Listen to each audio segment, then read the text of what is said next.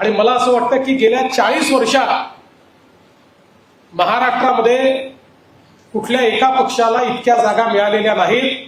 हा 30-35 वर्षाचा रेकॉर्ड जवळपास आपण त्या ठिकाणी मोडला आणि कानाकोपऱ्यामध्ये सगळीकडे भारतीय जनता पार्टी ही विजयी झालेली आपण सगळ्यांनी बघितली. आणि अर्थातच एक प्रचंड मॅन्डेट 232 जागा एखाद्या महायुतीला मिळणं हाही एक नवीन रेकॉर्ड झाला.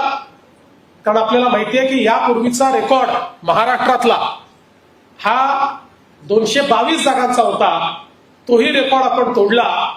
त्यामुळे जनतेने अतिशय भरभरून अशा प्रकारचा विजय या विधानसभेच्या निवडणुकीमध्ये आपल्याला दिला.